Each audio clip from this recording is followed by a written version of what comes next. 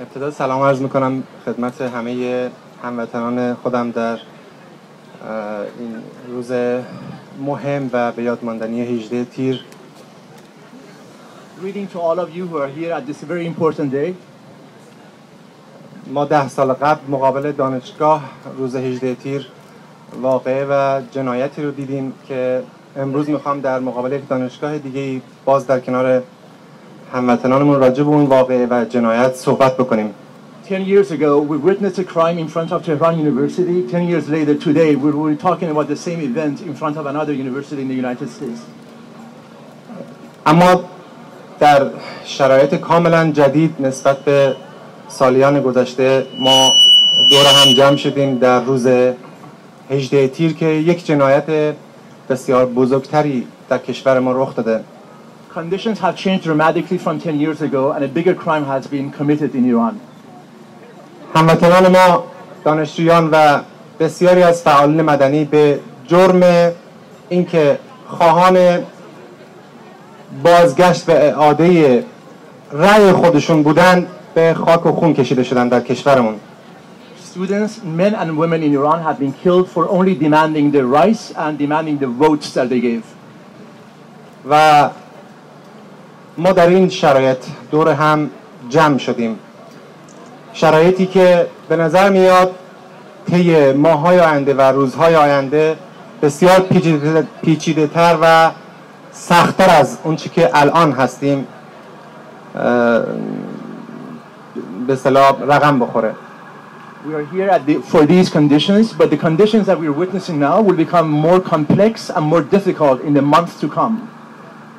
من در آغاز صحبت‌های خودم لازم می‌دونم گرامی رو دارم یاد کسانی که در اون واقعه 18 تیر در 10 سال گذشته آسیب دیدن، صدمه دیدن و جان سپردن. In the beginning of my talk, I'd like to pay tribute to the people who died in 18 تیر 10 years ago in Iran.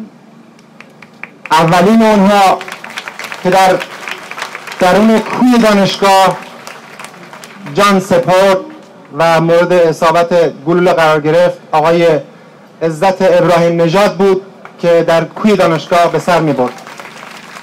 Izzat Ibrahimi Nejad was a student that was killed and shot to death at Tehran University's dormitory at that time.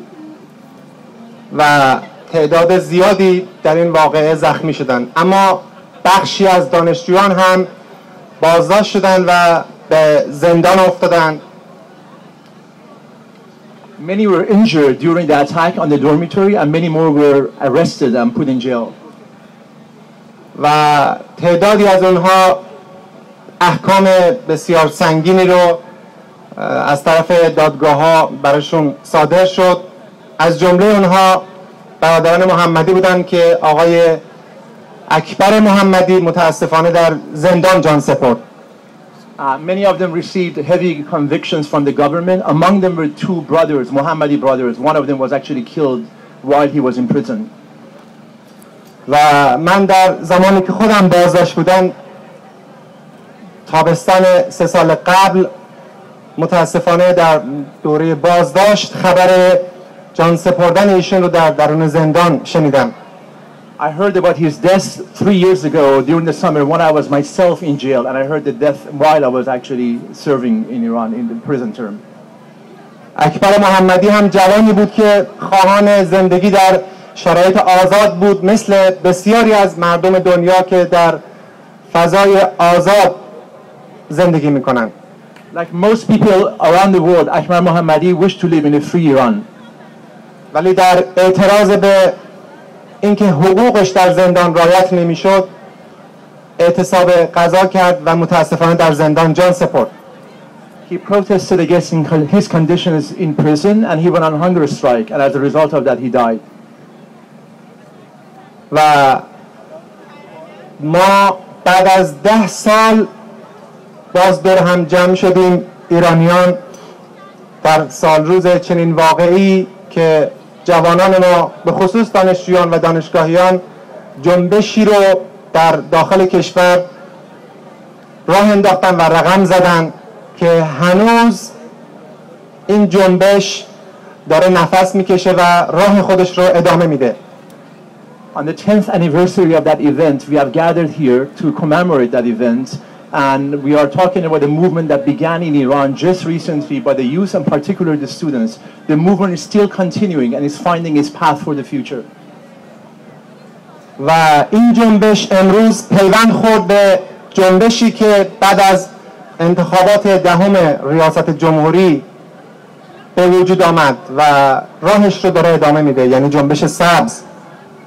The Green movement has joined the movement that was created after this recent election and is continuing its path. جنبشی که منظورم جنبش سبز، جنبشی که بعد از تحقیر ملت ایران توسط گروهی اقلیت در درون کشور و نادیده گرفتن رأی اونها و خرد کردن شخصیت اونها به وجود آمد. This is a movement that was created in Iran as a result of the humiliation of the Iranian people and the rigging and taking away of their votes. هموطنان عزیز، این جنبش به دلیل همونطور که گفتم به دلیل تحقیر مردم به وجود آمد. ما سالیانی بود که در کشور خیلی چیزهامون رو شاید از دست دادیم، مردم ما از دست دادن، ولی به هر حال یک جوری با اونها سوختن و ساختن.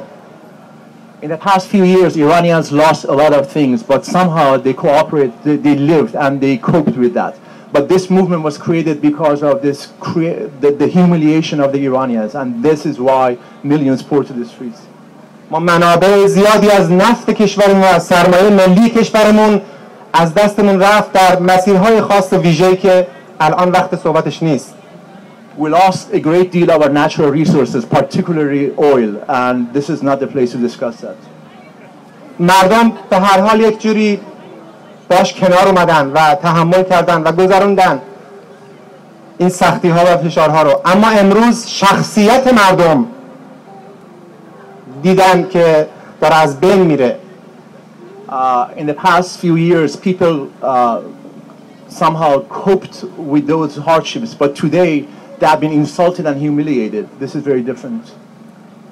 و این جنبش به این خاطر به وجود اومد که مردم حس کردن و احساس کردن یک گروه خیلی کوچکی داره با شخصیت اونها و با انسانیت اونها و با سابقه و تاریخچه‌ای که مردم ایران و ملت ایران دارن و فرهنگ اونها داره بازی میشه و اونها رو میخواد به بازی بگیره و تحقیر کنه، به اون خاطر به وجود اومد.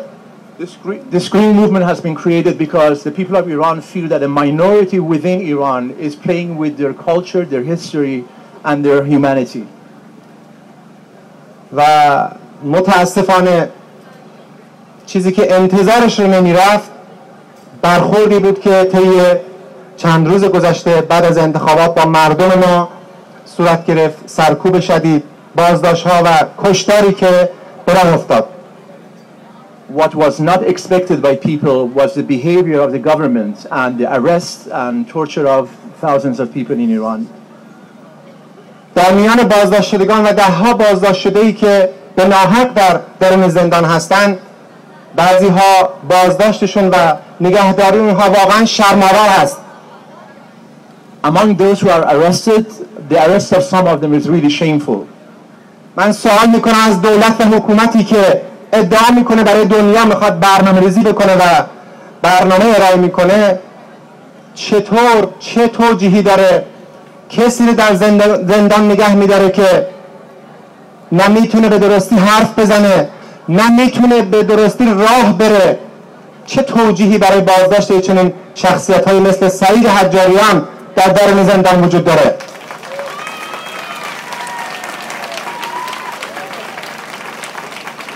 I demand answer from a government who claims to have a plan and program for the rest of the world.